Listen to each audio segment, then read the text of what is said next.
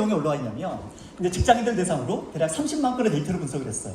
직장인들의 뭘 분석을 했냐면 정서예요. 여기 보면 Y축의 PA죠. PA는 Positive Affectivity라고 하는 긍정정서입니다. NA는 Negative Affectivity라고 하는 부정정서예요. 긍정정서, 부정정서가 늘 한결같진 않잖아요. 그쵸? 요일에 따라 다르겠죠, 일단. 그렇잖아요. 언제 긍정정서가 높을까요? 주말이지, 주말. 그래서 이게 금색을 보세요, 금색. 긍정정서가 높을 때는 언제예요? 금색인 썬데이 모닝에 사람들은 되게 긍정정서가 최고 좀 찍습니다. 물론 저녁으로 가면 갈수록 약간 좀 떨어지긴 하지만 그리고 이제 부정정서가 막 치고 올라오잖아요. 금색 보세요. 일요일 저녁 때 여러분들의 행복하다. 그럴 리가 없어요. 직장인들은 일요일 저녁에 굉장히 불행해요. 왜? 내일 출근할 때 생각하면 이 네거티브 어펙티비티가 치솟고 있잖아요. 쭉 치솟고 있죠. 이거 좀 보시죠. 자, 물론 가족과 함께 있으니까 긍정정서도 여전히 좀 남아있지만 부정정서가 올라간다는 걸 좀 볼 수가 있습니다. 자, 또 재밌는 건 어떤 거예요? 오늘은 무슨 요일? 화요일. 화요일에 긍정정서를 보겠습니다. 화요일은 무슨 색이에요? 오렌지색이네요. 화요일의 긍정정서, 지금 시간은 12시. 12시에 긍정정서는 어디를 찍고 있습니까? 최바닥이에요.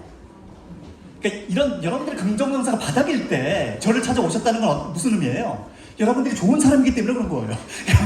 그냥 일반적인 사람들은 이 시점에서 무슨 생각을 할까요? 세상에 즐거운 일이 없네. 빨리 주말이 왔으면 좋겠다. 뭐 이런 생각을 하고 계시는 분들이 대다수일 텐데 그런 생각들을 접어두고 강의를 들으러 이 자리에 오셨다는 것은 여러분들 어떤 사람들이다? 굉장히 좋은 사람들이다 라는 객관적이고 과학적인 증거를 제가 보여드렸어요. 이외에도 제가 뭐 몇 가지 증거를 좀까지 더 보여드릴게요. 우리가 이제 사람을 만나거나 회의를 할 때도 마찬가지예요. 뭐가 있냐면 타이밍이 있어요. 타이밍 중에서 어떤 타이밍? 최악의 타이밍이 있고요. 최선의 타이밍이 있다는 거죠. 최악의 타이밍은 언제일까요? 되게 이렇습니다. 이게 이제 부정적 어조죠. 그러니까 여러분들이 만약에 회의를 해요. 그러니까 합의가 필요해. 서로가 서로에 대해서 이해하고 공감하고 뭐 이런 장면이야. 이럴 때 있잖아. 이럴 때 언제 회의하는 게 더 유리할까라는 겁니다. 그러니까 여러분들이 의견을 잘 설득하고 싶어요. 그 설득하고 싶은 내 얘기가 좀 잘 먹힐 때가 있고 안 먹힐 때가 있다는 거지. 잘 먹힐 때는 언제예요? 상대방의 부정적 어조가 낮을 때야. 그때는 되게 잘 먹혀요. 내가 봐도 내가 되게 합리적인 사람 같아. 이런 느낌이 들어요. 근데 오가 되면 될수록 사람들은 어떻게 되냐면 사람들은 비합리적으로 돼요. 그리고 다른 사람 의견은 어떻게? 깡무시해. 내 말이 맞다. 이렇게 우기기 시작해요. 그게 말이 되냐? 뭔가 비판하고 비난할 거리를 기가 막히게 찾기 시작해. 언제 그래요? 오후 시간에 요 타이밍이 가장 심해요. 물론 퇴근 때쯤 되면 어때? 다시 좋아져요. 지금 시간은 언제예요? 대략 요 정도 시간대네요. 요 정도 시간대는 어떤 타이밍이냐? 부정적 어조가 높을 때예요. 이 타이밍에 여러분들 오셨다. 역시 마찬가지로 여러분들은 좋은 사람이에요. 이 타이밍에 강의를 들어오러 오신 여러분들은 좋은 사람입니다. 이걸 보면 여러분들이 언제 회의를 하고 언제 설득을 하고 언제 프레젠테이션을 하고 언제 보고를 해야 될지 이게 명확하게 들어옵니다. 사실은 보고하는 타이밍에서 가장 좋은 타이밍은요 첫 시간이에요. 아침에 들어가서 첫 시간에 보고하는 게 여러분들이 메시지가 잘 먹힐 타이밍이에요. 왜 그럴까요? 왜 그럴까요? 왜 그럴까요? 사람들은 예를 들어서 이런 생각을 해보세요. 여러분들이 만약에 금연이나 금주를 결심했어요. 나 오늘부터 술 안 마실래. 오늘부터 담배 안 필래. 라고 생각을 했습니다. 아침에 출근하자마자 술이 땡긴다. 알코올 중독자입니다. 이 사람들은 치료가 필요한 사람들이에요. 아무도 그렇지 않아요. 그렇지 않잖아요. 이때는 뭐야? 버틸 수 있어요. 왜요? 심리적 에너지가 있기 때문에 버틸 수 있다는 겁니다. 그런데 계속 이 에너지가 유지되느냐? 그렇지 않잖아요. 그렇지 않잖아. 분명히 팀장님한테 보고 드렸는데 지난번에 나 다시 저리 갈래. 뭐 또 잘했으면서 어떻게 또 작성하면서 짜증나잖아요. 또 제일 힘든 거 민원 민원 이런 거 받고 이러면 맛이 가잖아. 또 이게 옆에 후배들 요즘 후배들 어떻습니까? 여러분들 때처럼 그렇게 얘들이 그렇게 좋지 않잖아. 상태가 안 좋잖아. 이런 애들 상대해야 돼. 힘들잖아요. 뭔가 힘든 일을 다 겪고 나면 오후 때쯤 되면 무슨 생각이 들어요? 오늘 같은 날 그냥 집에 들어갈 수는 없잖아요. 왠지 술 한잔 땡기잖아요. 마치 이런 느낌이에요. 그러니까 맨 처음에 아침에 출근했을 때 그 누구든 어때요? 뭔가 어떤 일에 대해서, 어떤 사안에 대해서, 어떤 대상에 대해서 긍정적으로 바라볼 수 있는 에너지가 있다는 겁니다. 근데 이게 시간이 지나면 지날수록 유지되는 게 아니에요. 뚝 떨어져. 그러니까 마지막쯤 되면 어떻게 됩니까? 사람들은 굉장히 비판을 훨씬 더 쉽게 하게 돼요. 그래서 욕먹는 타이밍은 딱 정해져 있습니다. 그러니까 아침에 출근하자마자 이렇게 여러분들이 윗분들이 화를 낸다. 그럼 그 사람의 성격이 이상한 거예요. 사이코패스에 가까운 성격을 갖고 있다는 거죠. 그러니까 이런 사람들은 그냥 평생 그렇게 사시는 분들이야. 그러니까 한 번도 밝은 모습을 보이지 않았을 거예요. 그러니까 원래 그런 사람들이고요. 근데 일반적으로 사람들은요, 아침에 출근하자마자 소리를 지르거나 화를 내거나 이런 경우는 거의 없어요. 언제 그래요? 딱 이 시간대야. 이 시간대가 제일 위험한 시간입니다. 이 시간에 보고하는 거 아니에요? 이 시간에 PT 하는 거 아닙니다. 이 시간에 미팅 잡는 거 아니에요? 그러면 우리가 이런 생각도 좀 해보셔야 되잖아. 당신 심리학자라며. 심리학자라면 그냥 현상만 보여줄 게 아니라 우리가 도대체 뭘 하면 되는지, 그러니까 잘못된 타이밍에 보고할 수밖에 없어. 그러니까 안 좋은 타이밍에 회의할 수밖에 없어. 안 좋은 타이밍에 뭔가를 할 수밖에 없어. 이럴 때 도대체 어떻게 해야 됩니까? 라고 저한테 질문할 수 있잖아요. 저는 거기에 대해서 또 과학적인 답변을 갖고 있습니다. 예를 들어서 여러분들이 죄를 지으면 안 되겠지만 죄를 지었다고 가정해 봅시다. 근데 다행히도요, 가석방 기회가 생겼어요. 가석방 기회가 생겼어. 여러분 형기가 남았는데요, 다시 사회로 복귀할 수 있어요. 가족의 품으로 돌아갈 수 있어요. 자, 뭘 준비했을 때 판사들을 설득하는데 가장 유리했을까요? 일반적으로 사람들은 무슨 생각을 하냐면, 내가 얼마나 모범적으로 수감생활을 했는지 이런 생각합니다. 또 탄원서 얼마나 많이 모았는지, 또 간수들의 증언들, 그쵸? 얼마나 내가 괜찮은 사람인지 이런 것들을 자꾸 증거를 찾으려고 애를 써요. 법과 원칙에 얼마나 부합하는지. 물론 이것도 되게 중요합니다. 그런데 무려 1000건의 판결을 연구했습니다. 1000건의 무슨 판결이냐면 가석방 판결이에요. 제일 중요한 게 뭔지 아세요? 타이밍이에요. 언제 가석방 심사를 받으러 들어갔느냐가 제일 중요했습니다. 이게 바로 그 자료입니다. 그 날짜는 관계없어요. 날짜는 관계없이 맨 첫날 첫 시간에 들어간 애들 있잖아요. 첫 시간에 들어간 애들은 0.6에서 0.7 사이, 즉 60에서 70% 확률로 가석방 심사에 통과할 수가 있었어요. 그런데 세상에는 진짜 재수없는 애들이 있어요. 어떤 애들이요? 하필이면 그때 심사 받으러 들어간 애들 있죠.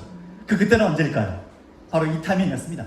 이 타이밍에 들어간 죄수들 중에서 단 한 명도 심사에 통과하지 못했어요. 또 하나, 맨 마지막 타이밍에 들어간 사람들 있잖아요. 이 죄수들 역시 단 한 명도 심사에 통과하지 못했습니다. 근데 더 재밌는 게 뭔지 아세요?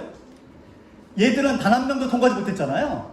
근데 바로 뒷 타이밍, 순서가 바로 뒤에요? 바로 뒷순서야? 바로 뒷순서에 들어온 죄수들은요, 첫 번째 못지않은 확률로 가석방 심사에 통과했다는 거예요. 인생 뭐예요? 타이밍이에요. 잘 아시잖아. 인생은 타이밍이야, 타이밍. 자, 그러면 여러분들은 이제 어떤 데 관심을 가지셔야 되냐? 점선입니다, 점선. 도대체 점선에 점선에 뭐길래 비호의적인 판사들이 갑자기 호의적으로 변했을까? 즉 태도가 바뀐 거잖아요. 태도가 바뀐 계기는 도대체 이 점선이 도대체 뭐길래? 도대체 이 점선은 뭘까요? 맞춰보세요. 이 점선은요? 첫 번째 점선은 미드 모닝 브레이크예요. 브레이크 타임이야. 두 번째 점선은요, 런치 브레이크. 지금처럼 점심시간입니다. 사람들은 어때요? 쉬는 시간을 갖고 났더니 갑자기 호의적으로 변합니다. 근데 이때 우리는 여러분들은 뭐에 관심을 가져야 돼요? 이 판사들의 쉬는 시간에 공통적인 행위에 관심을 가져야 돼요. 그러면 우리가 타이밍을 만들어내는 지혜를 알게 됩니다. 판사들의 공통적 행동은 뭘까요? 미드모닝 브레이크와 런치의 공통적인 행동. 가장 눈에 띄는 행동은 이렇습니다. 가장 눈에 띄는 행동은요, 그 자리에서 쉬지 않았다는 거예요. 소위 말해서 물리적 환경을 변화시켰다는 겁니다. 그 자리에서 계속 뭔가 밥을 먹거나 쉬거나 이러지 않았다는 거야. 그러니까 여러분들이 누군가의 생각을 바꾸고 싶잖아요. 뭘 바꿔야 돼요? 환경을 바꿔야 돼요. 장소를 바꿔야 돼요. 여러분들이 윗분의 생각을 바꾸고 싶다면, 다시 말씀드리면 여러분들은 윗분에 반해서 윗분의 생각을 바꾸는 것은 거의 불가능해요. 근데 이분들은 일단 밖에 나오게 하잖아. 그럼 생각이 바뀌어요. 일단 장소를 바꿔야 돼요. 여러분들이 부부싸움을 하거나 연인 간에 다툼이 있을 때 가장 안타까운 인간 유형들이 있어. 이 사람들은 여러분들 좀 피해야 돼. 이런 피해야 될 인간 유형의 특성이 뭔지 아세요? 이 멘트가 나오는 순간 이 사람 위험하다 라고 생각하시면 돼요. 어떤 멘트? 오늘 이 자리에서 결판 내자. 정말 지혜롭지 못한 사람들이에요.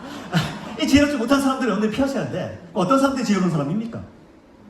일단 나가서 얘기하자. 뭔가 좀 장소를 바꾸려고 애쓴 사람들 있잖아요. 이 사람들이 현명한 사람들이에요. 자, 미드 모닝 브레이크와 런치에 이 판사들의 공통적인 행동, 두 번째는 뭘까요?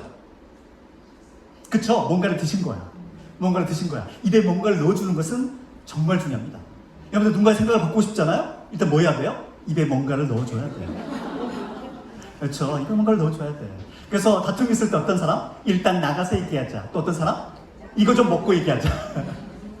먹는 순간 사람들의 생각은 충분히 바뀔 수 있어요.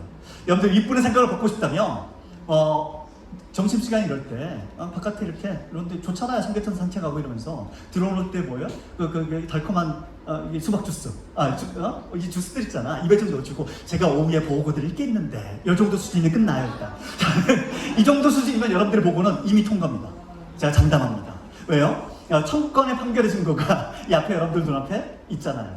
제가 이런 말씀을 드릴 수 있는 것은 저는 심리학을 전공했는데요.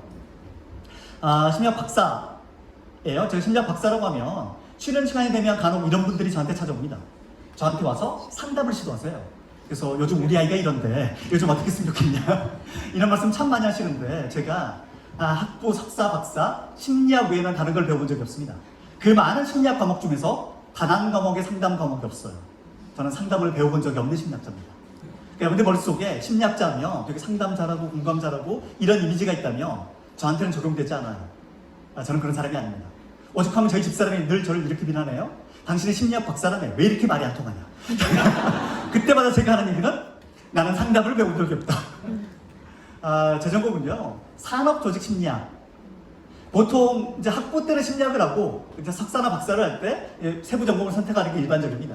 저는 근데 학부 때부터 산업 심리학이라는 걸 했어요.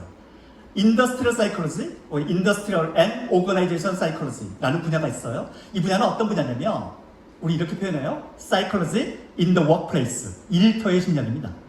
여러분들 서울시청에서 일하는 여러분들 일터잖아요. 일하는 일터의 사람을 연구하는 게 저희가 하는 일이에요. 그런데 저희가 참 재밌는 게 뭐냐면 우리 같은 사람, 그러니까 저희 전공이 재밌는 게 뭐냐면 저희 전공은요 일하는 일터의 사람의 개별적인 고민들은 요만큼도 궁금하지 않아요. 우리는 그렇게 트레이닝 받지 않았어요. 우리가 트레이닝 받는 것이 뭐냐면 평균적인 사람들입니다. 죄송하지만 저는 여러분들이 뭘로 보여요? 숫자로 보여요. 숫자로 보여요. 그러니까 평균적으로 여러분들 스트레스는 얼마인지, 평균적으로 여러분들 역량이 얼마인지, 평균적으로 여러분들 조직 문화의 수준이 얼마인지 이런 것들이 궁금할 뿐이지 각 개별적인 고민들은 저한테는 관심사가 아니에요. 그렇게 저는 학부와 석사와 박사를 마친 사람입니다. 제가 잘하는 분야가 따로 있다는 얘기예요. 제가 잘하는 분야는요 주로 데이터를 기반으로 해서 여러분들을 설득하는 일입니다. 물론 이렇게 생각하는 사람도 있을 거예요. 나는 평균에 해당되지 않아. 이렇게 생각하시는 분도 간혹 있겠죠. 우리 이런 경우 있잖아요. 동전 한 번 던져요. 안면 나와. 두 번 던져. 안면 나와. 나는 5번 연속 안면 나오는 사람이야. 이런 사람 존재할 수 있잖아요. 근데 제가 장담컨대 여러분들 어떻게 해요? 걔를 10,000번 던지게 하면 여러분들 궁금하면 한번 해보시면 돼요. 5대5로 무조건 수렴하게 돼 있습니다. 이거 우리 뭐라 불러요? 통계에서 대수의 법칙이라고 부릅니다. 그러니까 한두 번을 여러분들이 할 때는요 이게 좀 다르면 오차가 나올 수 있어요. 하지만 숫자가 많아지잖아요. 그러면 뭐에 수렴해요? 얘가 갖고 있는 본연의 속성이 수렴하게 돼 있어요. 여러분들이 하루하루 직장생활 할 때는 다른 패턴이 나올 수 있습니다. 근데 얘가 데이터가 쌓여야 해요. 1년이고 2년이고 10년이고 계속 데이터가 쌓입니다. 그러면 뭐가 나와요? 평균적으로 여러분들이 갖고 있는 특성과 성격과 성향과 업무하는 방식과 역량과 이런 것들이 다 나오게 돼 있어요. 우리는 그렇게 사람들을 보는 사람이에요. 제가 그래서 제가 전공하는 심리학이 또 어떤 학문인지 여러분들과 잠깐 좀 공유도 할 겸 이 질문을 좀 드리고자 해요. 이 과정에 대한 기대감이 어떤지. 여러분들은 혹시 우리 보통 이런 거 많이 하잖아요. 1점부터 5점까지 평가하는 거 있죠. 5점 매우 만점, 1점 매우 불만 이런 거 아시죠? 딱 그거 떠올리시면 돼요. 자, 5점. 5점은 어떤 거냐? 나는 이 과정이 너무 기대되고 설레서 어젯밤에 밤잠을 설쳤어. 이 정도면 5점이에요. 1점. 나는 지금 이 자리에 왜 있는지 모르겠어. 빨리 튀어나오고 싶다. 1점이에요. 3점. 3점은 너 하는 거 봐서. 그래서 괜찮으면 들어봐주고 아니면 말 거야. 2점과 4점은 그 사이입니다. 자, 느낌 오시죠? 자, 그러면 다 같이 주먹을 머리로 이렇게 하시고 하나, 둘, 셋 하면 여러분들의 솔직한 기대감을 저한테 숫자로 표현하시면 돼요. 미리 말씀드리겠지만 여러분들 솔직한 표현에 대해서 상처받지 않을게요. 저희 상처는 염려치 마시고 표현하시면 됩니다. 자, 준비하시고 하나, 둘, 셋. 그랬구나. 고맙습니다. 내려주시면 됩니다. 자, 제가 여러분들하고 방금 한 이 작업이 바로 심리학이에요. 도대체 이게 무슨 말도 안 되는 소리냐? 일단 심리학의 시작은요 프로이트가 아니고요 융도 아니고요 1879년에 그레는 분트라는 사람이에요. 이 사람도 무슨 짓을 했냐면 발칙하게도 인간의 마음을요 지금 여러분처럼 측정하려고 들었어요. 측정하려고 들었다는 겁니다. 이때 이 사람들이 제일 부러워했던 사람들이 있습니다. 누구냐면 자연과학자들이에요. 예를 들어서 오늘 서울 날씨는 좀 어떤가요? 서울 날씨 어때요? 네, 괜찮죠. 날씨 괜찮잖아요. 저는 아침에 수원에서 출발했습니다. 제 집이 수원이니까요. 수원에 오늘 날씨 여러분들이 저한테 여쭤본다면 저는 뭐라고 답변할 거냐면 오늘 날씨 참 괜찮았어요 라고 얘기할 겁니다. 자, 그렇다면 괜찮다는 말은 똑같죠. 표현은 똑같잖아요. 그렇다고 수원 날씨와 서울 날씨가 똑같을까요? 그럴 리가 없죠. 이 차이를 밝히는 사람들은 누구예요?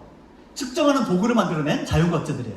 온도가 얼마고 풍속이 얼마고 습도가 얼마고 기압이 얼마고, 그쵸? 이걸 가지고 비교하는 순간 모든 게 명확한 차이가 눈에 띄기 시작합니다.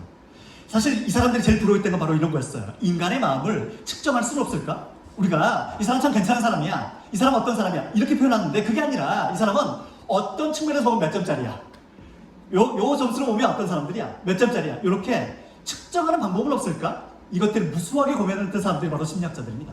그 여러분들은 저와 함께 이 심리학의 시작을 함께 한 거예요. 저는 어떤 기술이 가능해질까요? 일단 이런 기술이 가능해질 겁니다. 첫 번째는 뭐냐?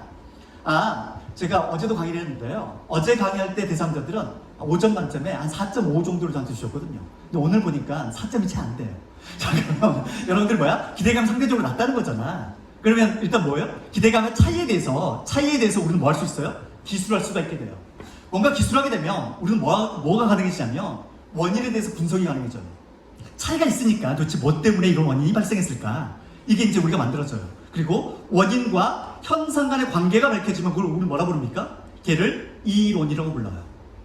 일단 현상이 나왔어요? 근데 원인이 이거야? 라고 한다면 이론이 만들어집니다. 그 이론이 만들어지면 우리는 뭐가 가능해지냐면 예측이 가능해져요. 앞으로 이런 현상이 또 발생하면 어떤 거예요? 이런 결과가 굳이 우리가 반복해보지 않아도 쉽게 알 수 있는 거예요. 제가 사실은 이런 기대감도 마찬가지로 데이터를 분석해서 여러분한테 말씀드릴 수가 있어요. 우리가 흔히 이런 얘기 하잖아요. 기대가 크면 실망도 크다. 이건 과학적 진실일까요? 이게 여러분들 경험상 보면 여러분 기대가 커서 실망한 경험들 머릿속에 딱 떠오르잖아요. 근데 잘 생각해 보시면요, 그렇지 않은 경우도 있을 거예요. 기대가 커서 오히려 여러분들이 실망이 느는 게 아니라 오히려 또 뭔가 좀 여러분들 행동이나 태도가 바뀌었거나 이런 경험도 분명히 있었을 거예요. 하지만 우리는 그걸 잘 기억하지 못해요. 뭐만 기억합니까? 기대가 크면 실망도 크다. 이것만 기억하는 거예요. 마치 뭐랑 비슷해요? 호랑이도 제 말하면 온다. 이거랑 되게 비슷합니다. 그러니까 우리가 뭔가 모여가지고 누군가 얘기를 하잖아. 그 사람이 딱 찾아오는 거예요. 역시 호랑이도 제 말하면 오는 거지. 이런 생각 하시죠? 이거 과학적 진실이에요? 그렇지 않거든요. 잘 생각해보세요. 호랑이 말을 했는데 호랑이가 오는 경우가 있죠. 호랑이 말을 했지만 호랑이가 안 오는 경우도 있고요. 호랑이 말을 하지 않았지만 호랑이가 오는 경우도 있고, 호랑이 말을 안 하는데 안 오는 경우도 있죠. 저 보면 사사분면상이 있는 거예요. 근데 우리는 말을 하고 호랑이가 오는 것만 유독 머릿속에 잘 떠오르는 겁니다. 그래서 우리는 뭐만 기억해요? 호랑이도 제 말하면 온다. 이것만 기억하는 거지. 실제로 얘를 여러분들이 겪는 모든 상황들을 다 뭘로? 사사분면으로 다 배치시키면 얘는 거의 한 25% 확률로 말하면 찾아오는 확률이 이렇게 아마 그렇게 나올 겁니다. 자, 마치 이런 것처럼 기대가 크면 실망도 크다는 과연 진실일까? 이걸 연구한 학자들이 있습니다. 이게 어떤 연구를 했냐면 소위 말해서 우리 야구 연구를 했어요. 여러분들 혹시 야구 좋아하세요? 지금 전 세계 야구예요. 전 세계 야구에서 가장 핫한 인물이 누굽니까? 오타니 쇼헤이라는 인물이에요. 얘는 투수도 써도 대단하지만 타자로서도 대박이야. 뭔가 못하는 게 없어요. 대단한 친구죠. 자, 이게 어떤 연구냐면요, 만약에 우리 이런 상상을 해보세요. 자, 오타니가 등판을 했습니다. 등판을 했어요. 그러면 어떤 기대를 가질까요? 삼진 잡아줄 거야, 스트라이크 던져줄 거야, 꽂아주겠지 라는 기대를 할 겁니다. 그쵸? 이 기대가 큰 만큼 잘 기대에 부응하며 스트라이크 판정을 내릴 거예요. 근데 만약에 기대에 부응하지 못했어요. 심판도 기대가 있을 거 아니에요? 저 오타니, 내가 오타니 심판을 본다니, 내가 오타니 주심이야, 이런 기대가 클 거란 말이에요. 이때 오타니가 볼을 던집니다. 나는 스트라이크 던지려고 심판이 기대했는데 볼을 던진 거예요. 이때 심판은요, 어떤 판정을 내렸을까요? 얘를 볼이라고 판정을 내렸을까? 아니면 볼을 스트라이크로 만들어줬을까? 이게 바로 그 연구입니다. 일단 심판의 판정의 정확도는 얼마나 될까요? 정확도. 그러니까 볼을 던질 때마다 다 정확하게 판정을 내릴까요? 아니면 에러가 뜰까요? 에러가 뜨죠. 컴퓨터가 아니기 때문에 에러가 떠요. 도대체 얼마 정도? 자료가 나와 있잖아요. 여기 보면 스트라이크예요. 진짜 스트라이크 던졌어? 얘 스트라이크라고 불러. 에러가 없는 겁니다. 얘가 80% 확률이에요. 그러니까 스트라이크 판정이 대략 80% 확률이에요. 볼 던졌어요? 볼 판정 내려. 얘가 87%예요. 그러니까 볼 판정이 훨씬 더 쉬워요. 볼 판정이 쉽죠. 당연히 이 볼은 이렇게 나가는 볼도 많고 하는 게 쉽잖아요. 스트라이크 판정이 더 어려워. 근데 문제는 어디서 발생하냐면 볼인데 스트라이크인데 볼. 근데 이게 아무한테나 랜덤하게 주어지는 상황이 아니었다는 겁니다. 그 상황은 뭐에 따라 다릅니까? 여기 보면 그래프에 따라 달라져요. 그래프가 오른쪽으로 가 있는 경우가 어떤 경우냐면 볼인데 스트라이크를 받은 경우예요. 볼인데 스트라이크를 받은 경우야. 자, 뭐가 제일 중요합니까? 피처의 스테이터스예요. 즉, 이 투수가요, 얼마나 유명한 사람이냐, 방어율이 얼마냐, 얘 소위 말해서 기대가 큰 투수야. 기대가 큰 투수가 던지잖아요. 사람들이 뭘 만들어줘요? 볼을 스트라이크 만들어줍니다. 인생이 다 그런 거예요. 세상에 억울한 놈들이 있을 거 아니에요? 억울한 애들은 어디로 가 있을까요? 그래프가 왼쪽으로 가 있을 겁니다. 얘들 어떤 거야? 스트라이크 던졌는데 볼 판정 받은 애들이죠. 대표적인 애들이 어떤 거예요? 마이너리티. 즉 마이너리그에서 이름 없는 애들. 얘들은요 기껏 스트라이크 던졌더니 뭘 만들어줘? 볼. 인생이 다 그런 거예요. 자, 그러면 잘 생각해보세요. 오타니가 이번에 어디에? 타석에 등장합니다. 타석에 등장할 때 유리한 상황은 뭐예요? 그쵸? 스트라이크인데 볼 판정 만들어주는 거잖아. 이거 유리하잖아요. 실제로 보면 어떠냐면 배터의 레퓨테이션, 배터의 스테이터스에 따라서 스트라이크인데 볼 판정 받는 비율이 드라마틱하게 높아져요. 여러분들이 사실은 이런 기사를 보면 어디에 관심인지 모르겠지만 저 같은 사람이 갖고 있는 관심은 딱 이거예요. 오타니 기사를 보면 우리는 어디에 꽂혀요? 여기에 꽂힙니다. 뭐라고? 3볼, 1스트라이크, 유리한 볼 카운트. 항상 기사가 이런 식이야. 그러니까 얘가 홈런을 치는 상황은 뭐냐면 홈런 치려면요 일단 유리한 볼 카운트에서 치기가 되게 쉬워요. 그러니까 초보부터 홈런 치기 쉽지 않습니다. 그러니까 제일 좋은 볼 카운트는 어떤 거예요? 3볼 1스트라이크야. 이때가 홈런 치기 가장 쉬운 타이밍이에요. 근데 이 타이밍을 누가 만들어줬어요? 심판이 만들어준 거예요. 인생이 다 그런 겁니다. 자, 그러면 우리 조직은 어떨까요? 조직에도 누가 있습니까? 에이스가 있죠. 우리 조직에도 에이스가 있을 거예요. 그 에이스가 만약 있다면, 에이스가 있어요? 그 에이스가 에이스한테 뭔가 좀 중요한 프로젝트를 맡겼겠죠. 근데 이 에이스가요, 이 프로젝트를 망가뜨린 거야. 말아먹었어요. 죄송하지만 성함 한 번만 여쭤봐도 될까요? 강태영 선생님. 우리 강태영 선생님이 우리 서울시청의 에이스예요. 아무도 동의를 안 해주는 거예요? 에이스세요? 예, 강태영 선생님한테 중요한 프로젝트를 맡겼겠죠. 당연히 에이스니까. 근데 죄송하게도 강태영 선생님이 이걸 쫄딱 말아드신 거야. 이게 망했어. 이번에는 아주 중요한 두 번째 프로젝트가 생겼습니다. 이 프로젝트를 미워도 다시 한 번 에이스는 영원한 에이스지. 강태영 선생님한테 이 에이스인 강태영 선생님한테 또 이 프로젝트를 맡길까요? 아니면 다른 사람한테 기회를 줄까요? 도대체 조직은 어떤 선택을 더 많이 내렸을까요? 어떤 선택을 내려요? 맞아요. 미워도 다시 한 번이에요. 한 번 에이스는 영원한 에이스예요. 우리 강태영 선생님은 영원한 에이스예요. 이걸 잘 생각해 보시면 기대가 크면 실망도 큽니까? 그렇지 않죠. 우리는요 기대를 받는다는 것, 뭔가를 기대를 받는다는 것은 결코 나쁜 일이 아니에요. 더 재밌는 게 뭔지 아세요? 오늘 주제가 어떤 거냐면 여러분 직장에서 더 어떻게 하면 행운을 더 많이 가져올까? 직장에서 어떻게 더 행복해질 수 있을까? 저 역시 마찬가지였어요. 직장에서 행운아들의 공통점이 뭔지 아십니까? 기대감이에요. 그러니까 출근하면 뭔가 기대감이 드는 거야. 뭔가 재밌는 일이 벌어질 것 같고 어떤 내가 일을 좀 처리했을 때 머릿속에 그려지는 겁니다. 뭔가 기대감이 있는 친구들이 실제로 더 많은 행운들을 가져오더라는 거예요. 이건 어떤 연구냐면 이게 이 사람의 연구예요. 오른쪽 있는 이 얼굴 있잖아요. 이 얼굴 누구냐면 리처드 와이즈먼이라는 영국의 심리학자입니다. BBC에 어떤 프로그램이 있냐? Out of This World라는 과학 프로그램이 있어요. 과학 다큐가 있습니다. 과학 프로그램에서 하루는 갑자기 이런 생각이 딱 떠오른 거예요. 야, 행운아와 브루나가 있다면 행운아들의 공통점이 있지 않을까? 브루나들 어떤 공통점이 있지 않을까? 이런 생각을 하게 됐습니다. 그래서 이 프로그램이 끝날 때요 자막으로 내보내요. 어떻게? 당신이 행운아라고 생각한다면 그 사연을 적어서 우리 방송국에 보내주세요. 당신이 브루나라고 생각한다면 사연을 적어서 보내주세요. 라고 그 사연을 모으기 시작했어요. 무려 100만 통이 넘는 레터가 방송국에 도착을 해요. 그리고 그걸 가지고 뭐 했어요? 점수를 매겼어. 우리는 측정하는 게 되게 좋아하니까. 그래서 어떤 사람들? 최고의 베스트 행운 집단을 뽑습니다. 또 어떤 집단? 워스트, 가장 불운한 집단을 뽑아요. 그리고 행운 집단의 공통점과 불운 집단이 없는 거, 요걸 찾아냅니다. 도대체 그게 뭐였을까요? 도대체 그게 뭐였을까? 방금 보였던 기대감도 하나의 요인이었습니다. 아까 말씀드린 그 행운아들 있잖아요. 그 행운아들하고 불운아들한테 실제로 로또를 사게 했어요. 로또를 사게 하고 나서 야, 너 로또 당첨될 것 같아? 그 기대감을 물어봤습니다. 그랬더니 영국 최고의 행운아들은 뭐라고 그래요? 나는 그 로또에 당첨될 확률이 매우 높습니다.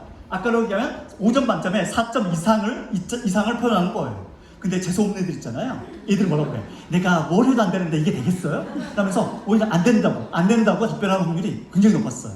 근데 이게 다는 아니었습니다. 더 중요한 요인이 있었다는 거예요. 행운아들과 불운아들을 나눌 수 있는 가장 중요한 요인, 도대체 뭐였을까? 뭐라고 생각하십니까? 일단 과학자들의 가설은 다음과 같습니다. 제일 중요한 가설 첫 번째는 뭐였냐면 재력이었어요. 재력. 그러니까 집안에 돈이 얼마나 많으냐 적으냐. 집안에 돈이 많으면 어떤 생각을 할까요? 나는 행운하다. 이제 지질이 가난하면 불운하다. 이런 생각하지 않을까요? 첫 번째 가설은 뭐였습니까? 재력이었습니다. 두 번째 가설은 지능이었어요. 실제로 지능 측정을 했어요. 행운아들은 뭐? 태어나자마자 머리가 너무 좋은 거야. 술술 잘 풀리는 거지. 학교 다닐 때도 공부 안 해도 늘 1등이고, 좋은 대학 가고, 좋은 직장 들어가고, 잘 풀리는 거야. 고시도 패스하고, 잘나. 뭐야, 행운하지? 뭐야, 그게 머리가 나쁜 애들. 난 진짜 재수없어. 이런 생각을 할 수도 있잖아요. 세 번째는 뭐였을까? 세 번째는 외모였습니다. 외모예요. 태어나자마자 뭐야? 원빈. 나는 그냥 태어났을 뿐인데, 송중기. 이런 상상을 좀 해보세요. 지금 제가 여러분들 앞에서 강의하지 않고 누가 강의한다면? 송중기가 강의한다. 그럼 여러분 눈빛은 어떨까? 지금 이런 눈빛은 아니겠지. 거의 난리가 나겠죠. 하지만 여러분들 눈앞에는 누가 서 있습니까? 권혜호 닮은 애가 서 있잖아. 제가 최근에는 살 빠진 백종원 이런 얘기도 하고. 넘어갑시다. 아무튼 외모 되게 중요하죠. 또 뭐가 있을까요? 결혼 여부. 가정을 꾸리고 있냐 그렇지 않느냐 이런 거. 또 건강 신체적으로 건강하고 혹은 뭔가 좀 말기암이 있거나 힘들고 이런 사람들이 혹시 불운하다고 생각하지 않을까? 이렇게 다양한 척도들을 가지고 뭐 했냐면 행운 집단과 불운 집단을 나누려고 예를 썼어요. 하지만은 이 모든 것은 다 기각이 돼요. 무슨 얘기예요? 재수 없다고 얘기하는 애들 중에 누가 많아요? 부자들, 머리 좋은 애들, 잘생기고 멋진 애들, 건강한 애들, 재수 없다고 얘기하는 애들이 많기 때문에 이 가설은 다 기각이 되는 겁니다. 그런데 하나의 가설이요, 이 두 집단을 나누는데 아주 명확하게 드러나요. 그 명확한 가설이 뭔지 아세요? 그게 바로 오픈니스라는 가설이에요. 이건 성격적 특성입니다. 오픈니스는 뭡니까? 오픈니스는 개방성이에요. 개방성이야. 그냥 잘 생각해보세요. 여러분들이 로또에 당첨될 확률을 높일 수 있는 과학적 방법은 단 하나밖에 없습니다. 그게 바로 뭐예요? 많이 사는 거예요. 이게 마치 개방성과 비슷한 겁니다. 여러분들의 인생의 행운은요, 언제 어떻게 누구로부터 무슨 도움을 받게 될지 몰라요.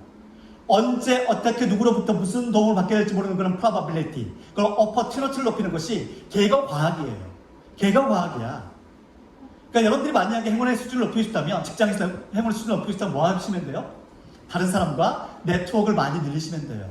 그리고 여러분들의 생각을 오픈리스 교류하시면 돼. 나 이런 고민 좀 있어. 나 요즘 이런 생각을 많이 하고 있어. 내가 요즘 사실 부동산에 대해서 관심이 좀 있는데 라고 하면은 그 관심 있는 그 누군가가 누군가를 연결해서 여러분들한테 어떤 소스를 제공할지도 모릅니다. 인생 행운은 그렇게 찾아온다는 거예요. 자, 그런데 오픈리스라고 하면 좀 애매해요. 왜냐면 행운아들이 단순한 오픈리스는 아니었거든요.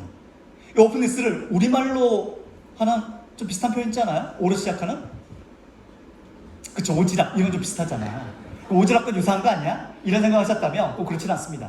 왜냐면 잘 생각해보세요. 여기 오픈리스에 이 사람이 리처드 와이즈먼이잖아요. 앞에다가 형용사를 하나 붙여요. 그 형용사가 뭐냐면 와이즈한 오픈리스예요.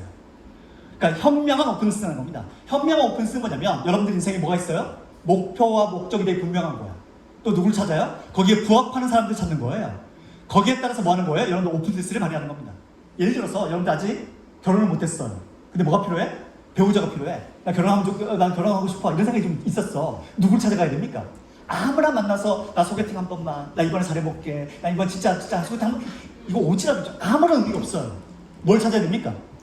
나의 이상형을 가장 잘 많이 알 만한 사람들, 그 사람한테 가서 그 사람한테 오픈리스트를 발휘하는 게 이게 현명하다는 거예요. 그쵸? 아무한테가 아니라. 더 재밌는 건 얘가 데이터로 자꾸 증명되고 있다는 사실이에요. 데이터로 증명되고 있다는 겁니다. 여러분들 화가들이 다 잘 먹고 잘 사는 거 아니잖아요. 그쵸? 화가들 중에서 대략 몇 퍼센트? 9%예요. 9%는요 처음부터 잘 나가요. 그리고 죽을 때까지 잘 나가요. 재밌죠? 화가들은요 밑으로 떨어지는 법이 없어요. 한 번 올라가잖아요. 절대 밑으로 안 떨어져요. 한 번 이 가격 이상을 팔리잖아. 절대 밑으로 안 떨어져. 9% 안에 드는 아주 뛰어난 화가들이 있습니다. 또 어떤 화가들이 있을까요? 91%에 드는 비주류 화가가 있어요. 그런데 비주류 화가가 주류가 되는 방법, 이 방법을 연구한 자료가 이 자료입니다. 무려 50만 건의 데이터를 분석을 했어요. 데이터를 분석하면서 비주류 화가가 어떤 경로를 통해서 주류가 되는지 이걸 찾아냈습니다. 도대체 뭐였을까요? 도대체 뭐였을까? 비주류의 대부분 다 비주류예요. 죽을 때까지 비주류예요. 이 사람들의 방식은 뭐냐? 되게 단순합니다. 처음에 내 작품을 실어주는 화랑이 있어요. 갤러리가 있어. 그러면 어때? 그게 너무 고마운 거야. 그래서 그 갤러리에 계속 전시하는 겁니다. 이 사람들은요 평생 비주류로 남아요. 근데 비주류가 주류가 되는 유일한 방식은 뭐였냐면 같은 레벨이에요. 그러니까 A급은 아니에요. S급도 아니야. B급이나 C급의 화랑이나 갤러리예요. 근데 뭐야? 장소를 옮겨가는 거예요. 이번에는 어디? 이번에는 아시아. 이번에는 호주. 이번에는 뭐 루마니아. 이렇게 계속 옮겨가는 거야. 옮겨가다가 어느 순간 걸려들더라는 거지. 근데 이 방식이요. 이 방식 외에는 다른 방식이 존재하지 않았다는 거예요. 이 방식 외에는 다른 방식이 존재하지 않았다는 게 이게 되게 중요한 겁니다. 다시 말씀드리면 우리가 뭔가 인생의 행운을 만들어내는 방식도요. 그 경로가 정해져 있을 수 있다는 거예요. 어떤 경로? 여러분들 네트워크 내에서 여러분들이 비슷한 사람들 만난다 하더라도요. 다른 사람을 만나고 그 사람하고 여러분들이 교류하는 그 네트워크를 넓히는 거. 이건 우리의 생각보다 더 중요할 수 있다는 거예요. 다시 말씀드리면 우리가 보통은 스트롱 타이라고 해서 늘 만나는 사람들이 있습니다. 항상 보는 사람들이 있어요. 그 사람들과 교류를 계속하는 것은 미안하지만 여러분들의 행운의 수준을 높이는 데는 거의 도움이 안 될 거예요. 뭘로 가야 돼요? 새로운 연결망을 만들어야 돼요. 새로운 연결망을 만들어야 됩니다. 여러분들한테 소원을 여쭤보면 조사를 하면 나오겠죠. 인생의 소원을 여쭤봤을 때 가장 많이 하는 답변이 뭔지 아세요? 행복이에요. 여러분들이 행복하기를 원해요. 두 번째는요? 세 번째는? 네 번째는? 이건 이제 복수 답변이기 때문에 이런 식으로 나와요. 자, 이렇게 우리 인간은 다 뭘 원합니까? 행복하기를 원합니다. 근데 과학적으로 보면 여러분들이 행복해질 수 있는 방식은 어떤 거예요? 앞으로 여러분들의 데이터를 분석해보면 알아요. 현재 여러분 나이가 있죠. 현재 여러분 나이가 있을 거 아니에요? 여러분 어떤 생각을 하세요? 앞으로 여러분들 인생이 더 좋아질 거라고 기대하십니까? 더 나빠질 거라고 기대하십니까? 사람들은 낙관성 편향이 있어요. 내 인생은 더 좋아질 거라고 우리는 생각을 해요. 그쵸? 이 고비만 넘기면 이 시기만 지나면 더 행복해지지 않을까요? 조금만 참고 버티면 되잖아요. 그럼 행복해지잖아. 맞아요? 그게 아니라는 증거예요.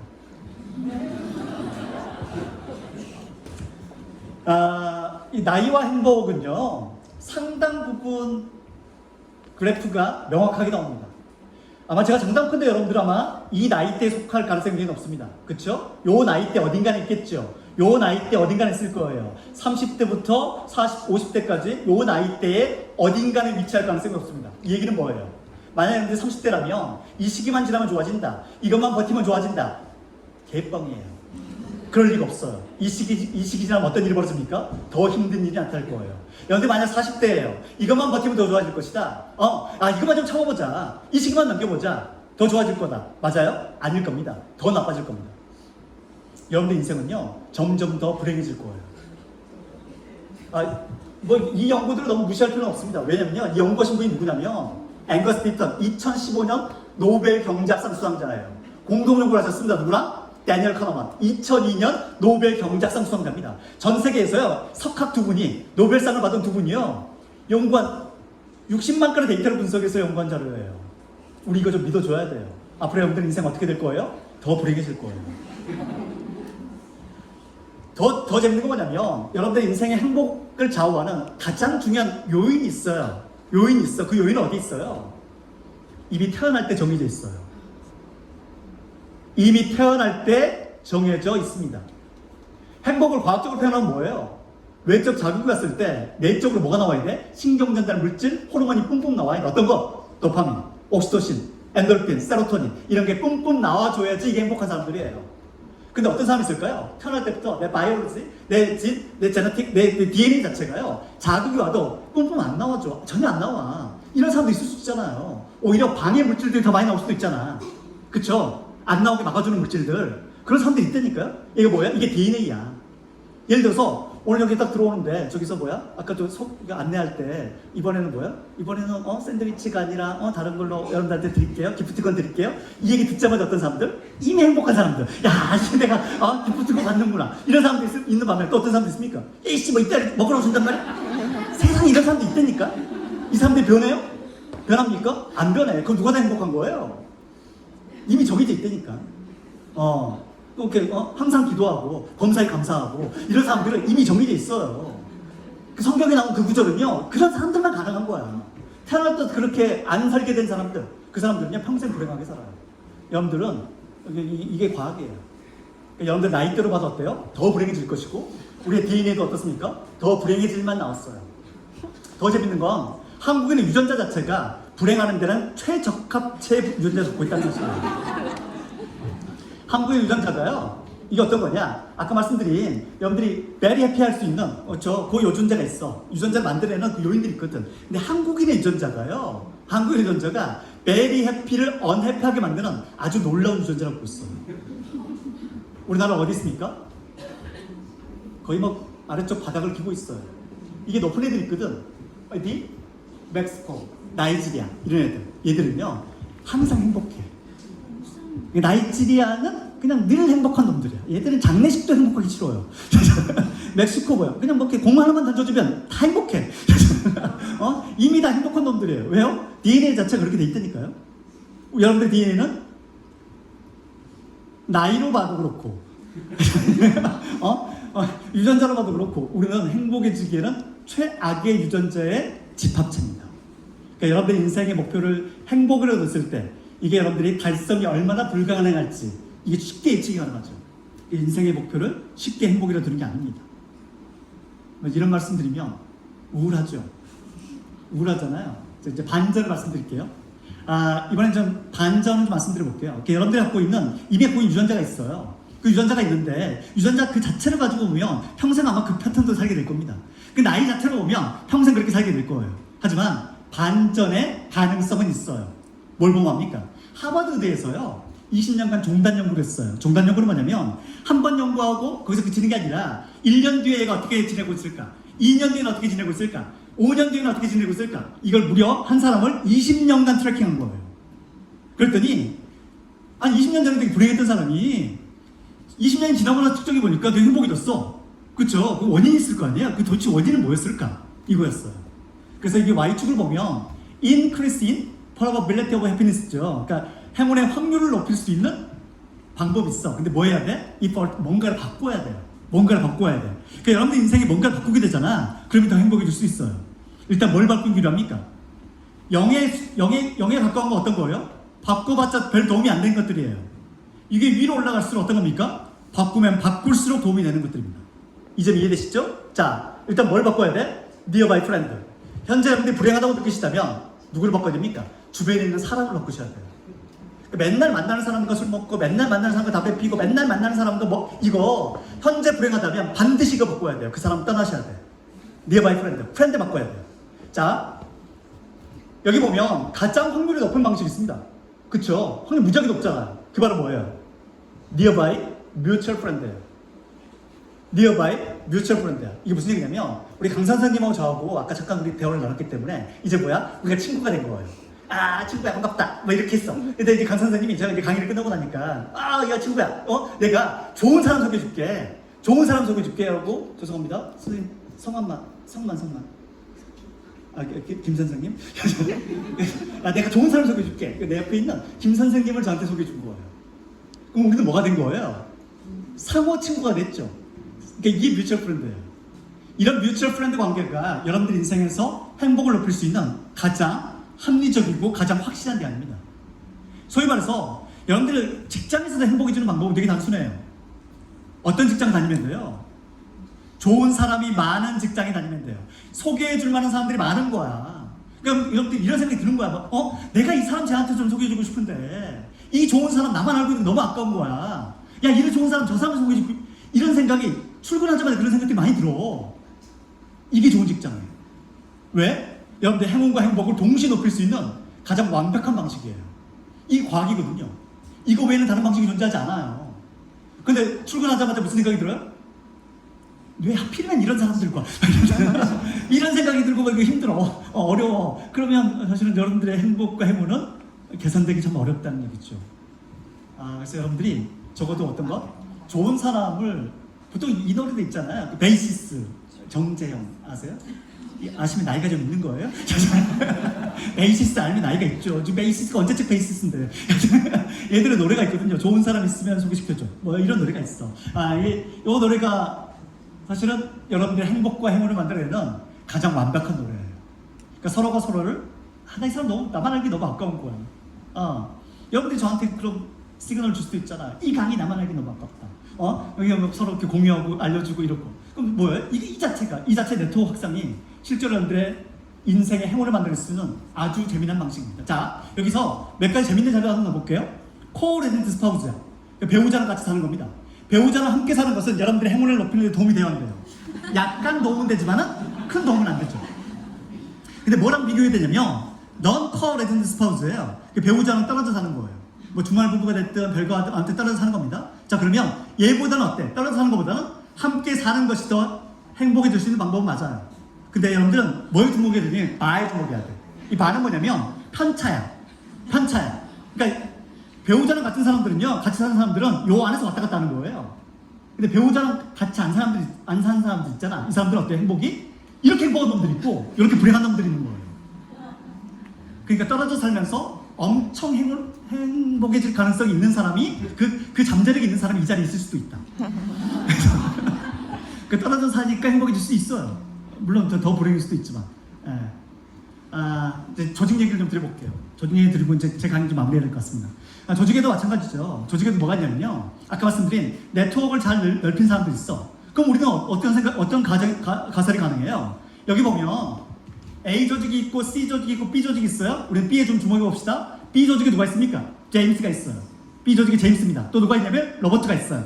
자, B 조직의 제임스는요, 소위 말해서 B 조직의 인싸야. 이 B 조직 내에서 네트워크가 빡빡하게 또 두껍게, 이게 스트롱 타이예요. 아주 강한 연결이야. 그냥 잘 들어가 있어. 소위 말해서 B 조직의 인싸는 누굽니까? 제임스예요. 로버트는 B 조직에서 제임스만큼 인싸는 아니에요. 근데 로버트의 장점이 있어.